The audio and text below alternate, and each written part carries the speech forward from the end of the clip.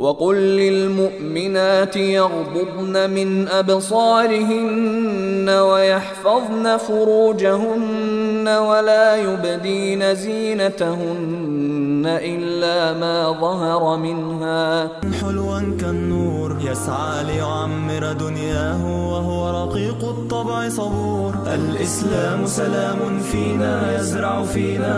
الحمد للہ والصلاة والسلام علی رسول اللہ اما بعد. احباء الکرام، اکثر خواتین یہ سوال پوچھتی ہیں کہ کیا لمبی ہیل والی جوتی پہنی جا سکتی ہے یا نہیں. تو اس کا جواب یہ ہے کہ یہ بات جان لینی چاہیے کہ یہ لمبی ہیل والی جو جوتی ہے زمانہ ماضی میں یہ ہمیشہ فاحشہ عورتوں کی علامت رہی ہے. اس کے بارے میں ابن مسعود رضی اللہ تعالی عنہ سے مصنف عبد الرزاق میں ایک اثر مروی ہے. وہ فرماتے ہیں کہ کان الرجال والنساء فی بنی اسرائیل یصلون جمیعا. بنی اسرائیل میں مرد اور خواتین اکٹھے نماز پڑھا کرتے تھے. فکانت المرأة لها الخلیل تلبس القالبین تطول بہما لخلیلها. تو ایک خاتون یہ کرتی تھی کہ اپنے عاشق کے لیے، جس سے اس کو محبت تھی، دوستی تھی، عشق اور معشوقی تھی، اس کے لیے کیا کرتی تھی کہ ہیل والی جوتی پہنا کرتی تھی.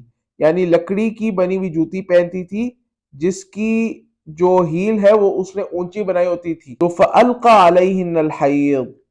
اللہ تعالیٰ نے بنی اسرائیل کی خواتین پر حیض کو مسلط کر دیا. اس اثر سے بات معلوم ہوئی کہ یہ کوئی شریف عورتوں کی عادت اور ان کا طریقہ کار نہیں ہے. شریعت اسلامیہ نے تو خواتین کو یہاں تک منع کر دیا ہے.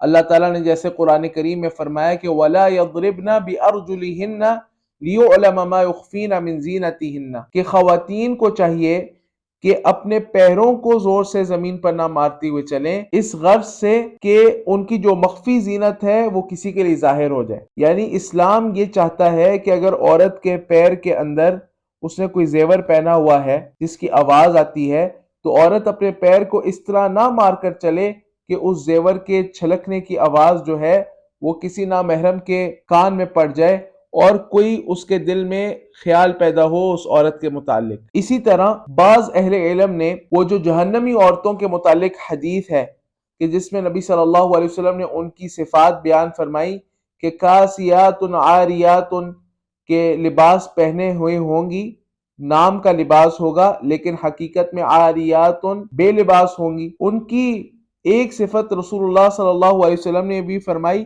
کہ مائلات ممیلات، مائل ہونے والی ہوں گی اور مائل کرنے والی ہوں گی مردوں کو اپنی طرف. تو اس میں ایک تفسیر اس کی اہل علم نے یہ کی ہے کہ لمبی ہیل پہننے والی ہوں گی، لمبی ہیل والی جوتی پہننے والی ہوں گی کہ جب عورت لمبی ہیل پہنتی ہے تو اس کی جو چلن ہوتی ہے اس میں ایک میلان ہوتا ہے. اس لیے اہل علم نے یہ بات کہی ہے کہ جب عورت لمبی ہیل والی جوتی پہن کر چلتی ہے تو یہ اس کے چلنے کے طریقے کو اور اس کی حرکات کو مردوں کی نظروں کے لیے جاذب بنا دیتا ہے. اور اسی طرح جو لمبی ہیل والی جوتی ہے اس کو پہن کر چلنے سے جو آواز آتی ہے اس کی وجہ سے بھی مرد جو ہے وہ عورت کی طرف مائل ہوتے ہیں. تو ان سارے پہلوؤں کے پیش نظر ایک مسلمان عورت کو لمبی ہیل والی جوتی پہننے سے اجتناب کرنا چاہیے کہ باعث فتنہ ہے اور شریعت کے حجاب کے جو مقاصد ہیں اس کے منافی ہے. واللہ تعالی اعلم بالصواب وباللہ تعالی التوفیق